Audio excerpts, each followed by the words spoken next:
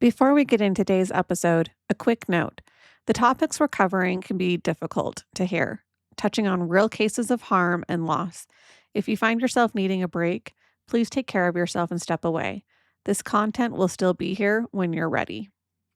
Hey everyone, welcome back to the dark side of healthcare. I'm Heather, here as always with Dena and Holly. Hey. Hi there.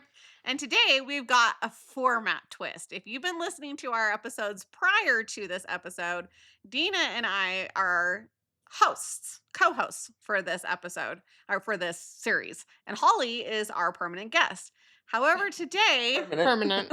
yes, our permanent guest. Basically, what that means is I don't know anything when they start talking.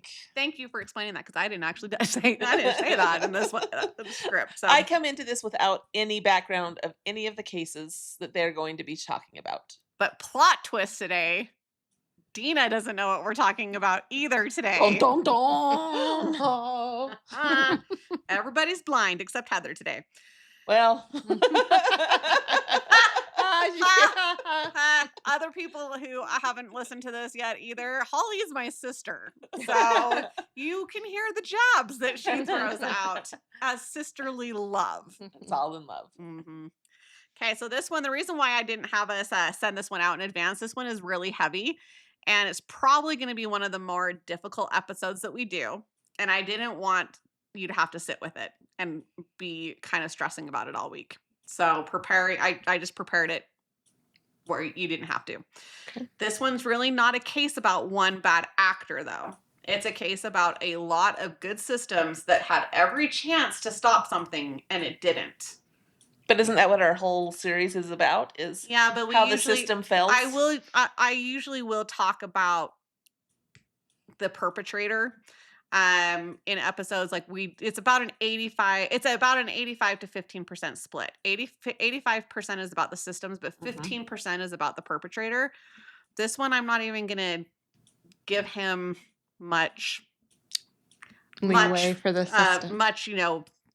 Discussion in this, because it's really about the systems that failed in this one. You guys ready? Yep. Here we Let's go. get into it.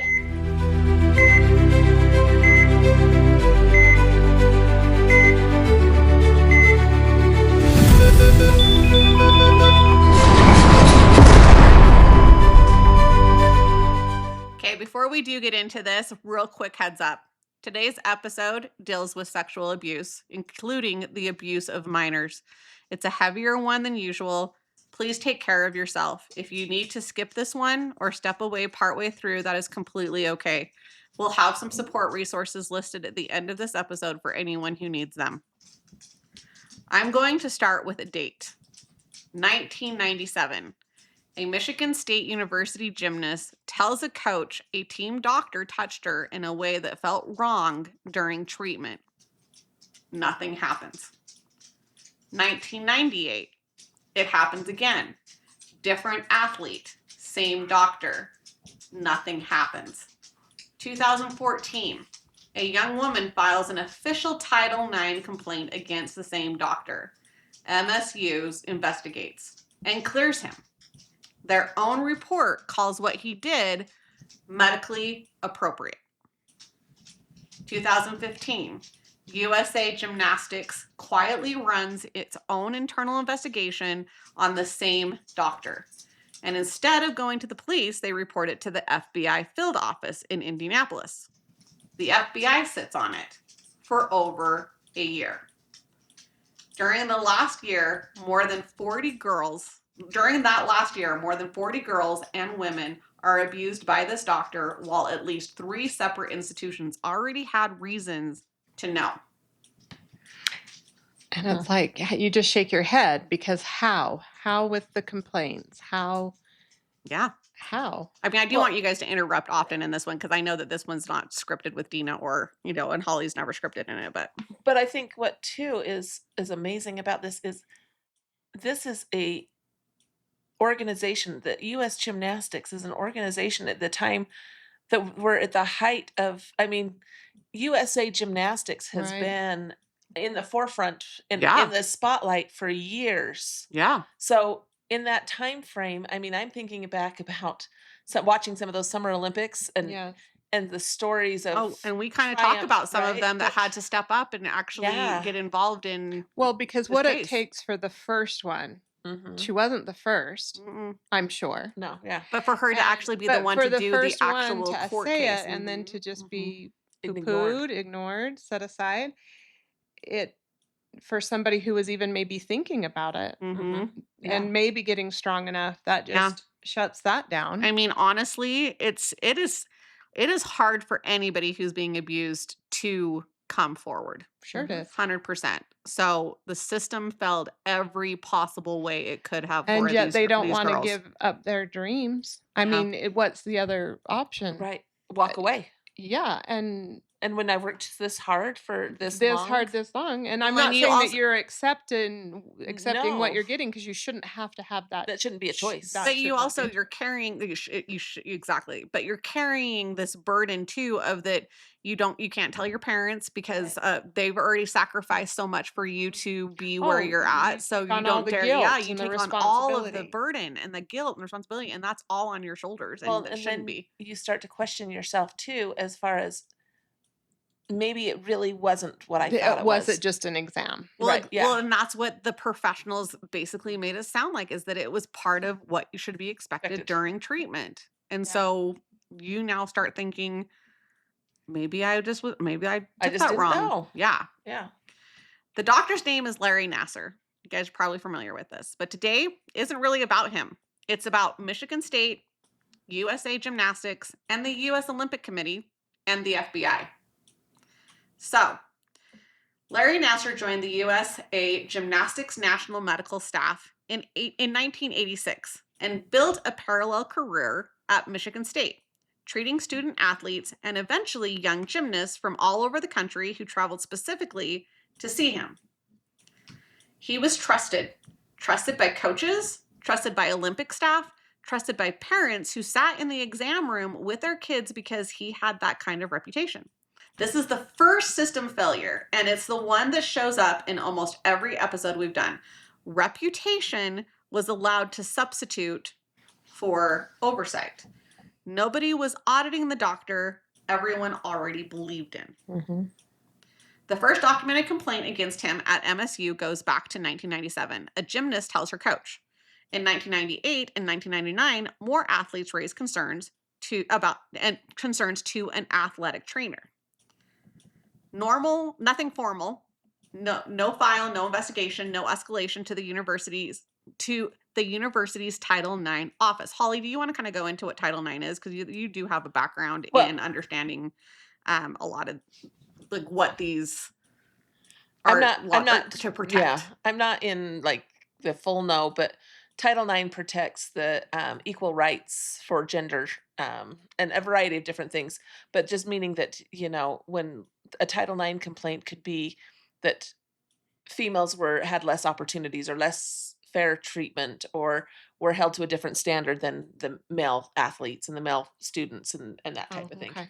Okay. So it's giving the equal treatment and equal rights to both genders. Okay. Thank you. And I guess back in 1998 or whatever, it wasn't. It was kind of at that point not even a real process yet. No, and I'm going to say I mean, there's been a process for a while now, but it continues every so many years. It's reevaluated as the process It's working, constantly evolving. yeah. And so even just as recent as 4 or 5 years ago, there was some major Title IX adjustments to the process. Okay. Thank you. In 2014, a recent MSU graduate named Amanda Thomas Show, I think that's how you say it. I don't have Dena to help me on names this time because I didn't involve her. So I think it's Amanda Thomas Show. Files an actual formal Title IX complaint. This is huge. It's the first time the complaint goes through a real institutional channel with a real investigator.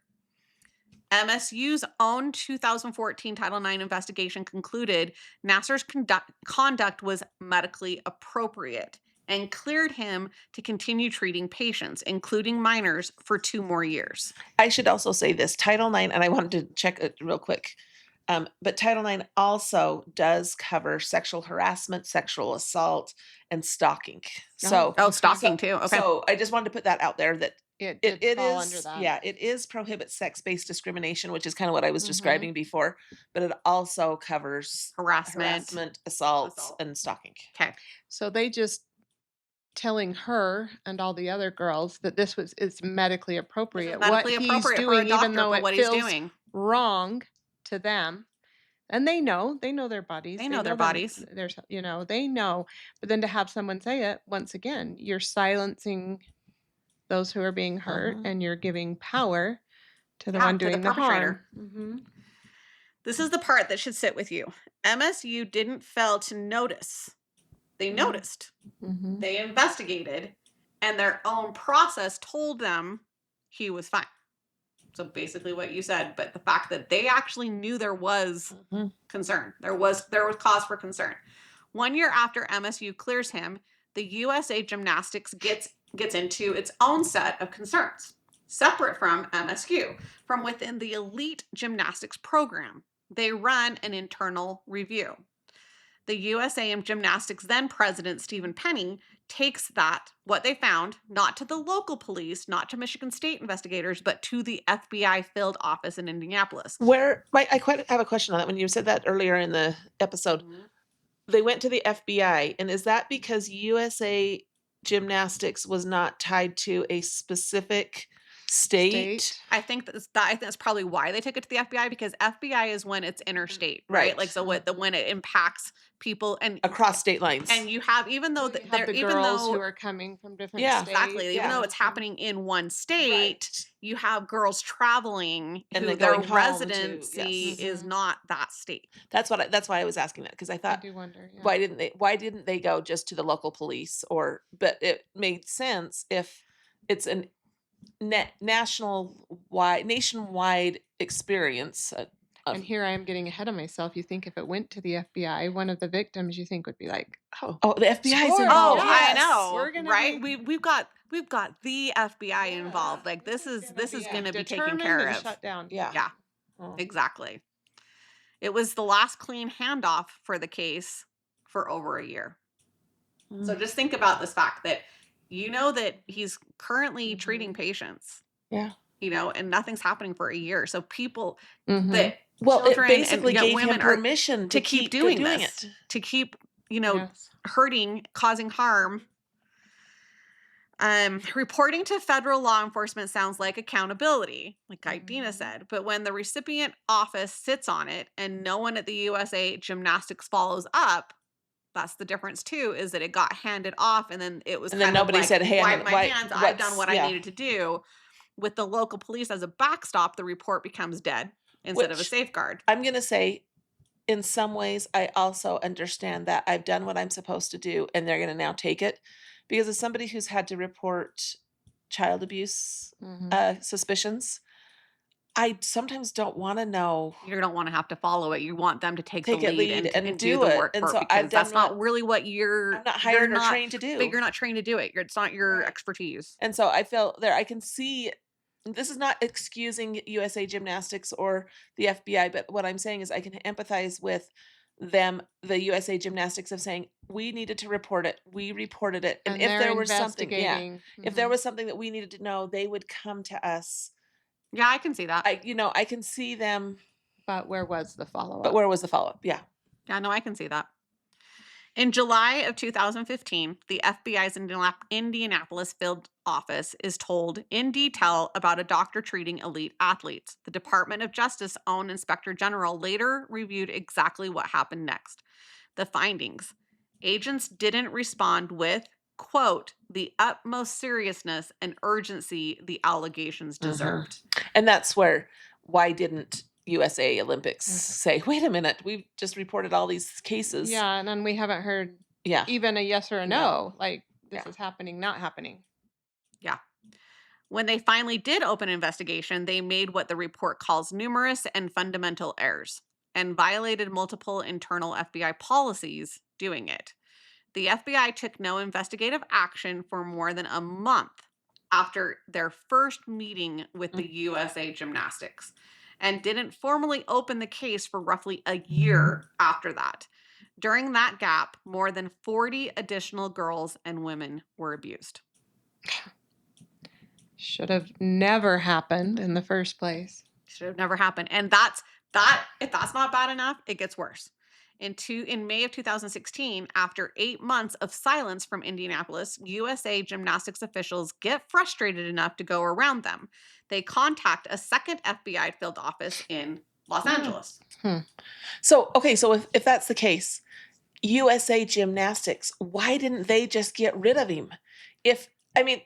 To me, Yeah, if why they are they so loyal Why to are they him? exactly? Right, Why? if they knew that there was something, Let's stop having our athletes go to this Yes. physician. If there was Yeah. so much that we're going to send it to another office, Yeah. Do you have to have that much? Can't you just But be like, we're going to go another Part direction? of me wonders, is it kind of the things that we have talked about in past episodes, where it's like, well, we're concerned about this, but we want the legal people to get involved to do an investigation, because maybe it's not what and so they don't want to be the person, they don't want to be the organization that outs somebody who maybe isn't doing wrong. But to turn it over to the FBI, they have to know something's wrong. twice. They turned it over Twice. twice. So they had every they're right to either- fire right. him.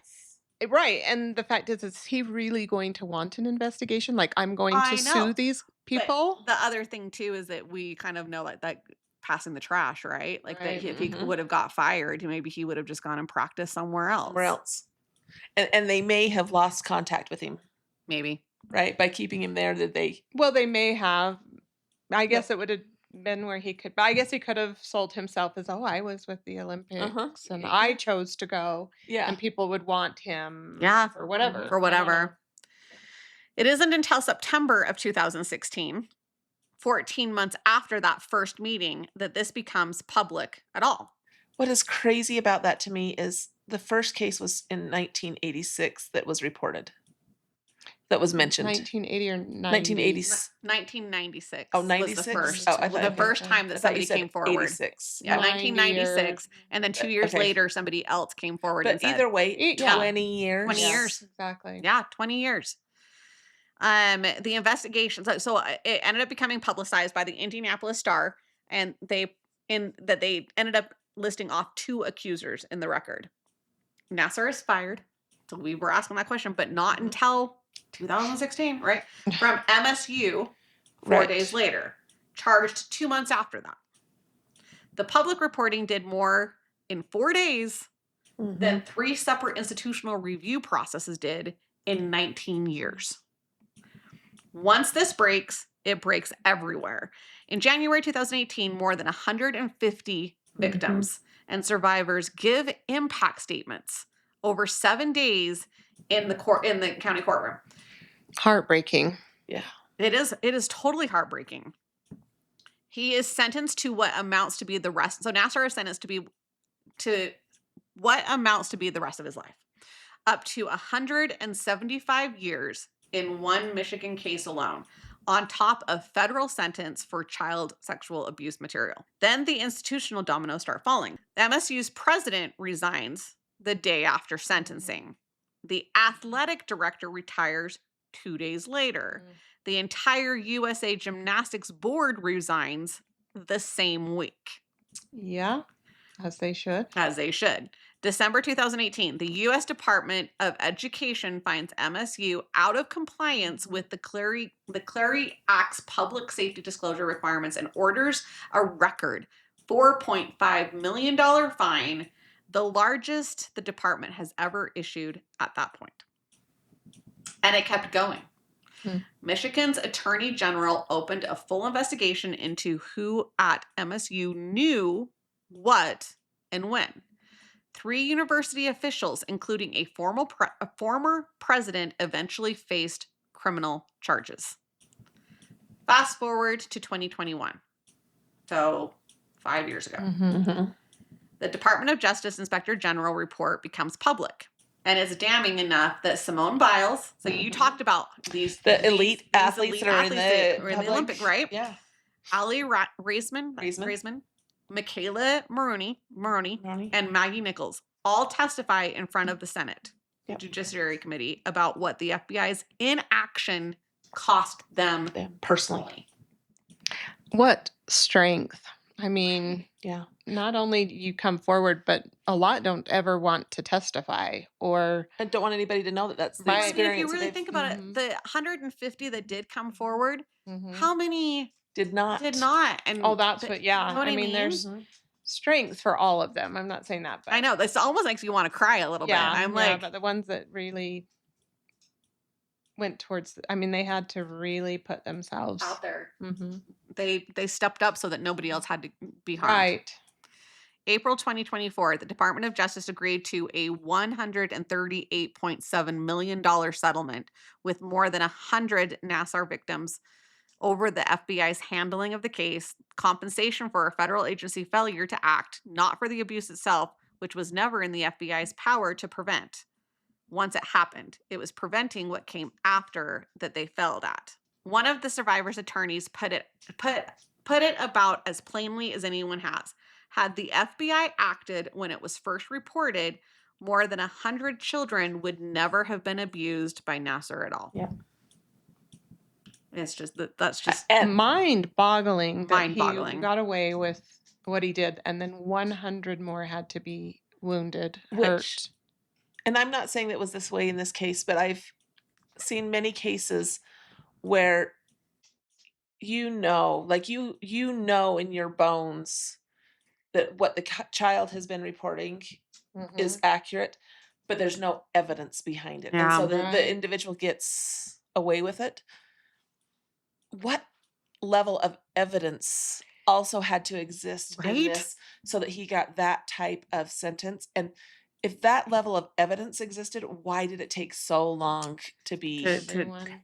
move forward with it. recognized? Yeah. Well, that's where our system falls so short Yeah. for women, children, men, Mhm. Yeah. whomever, is the fact that why are we so willing to think that one person is crying wolf? Not saying that has never ever Right. happened, Yeah. but why are we making every situation that way? Yeah. Or just saying, "Oh, it's not what you thought. Yeah. It's not what you think. Yeah. It's not any of that." That's where the system falls short in protecting is just that we don't And- listen. Well, And part of that I think investigate. is trying to investigate and prove it. Exactly. Yeah. I mean, here's the thing.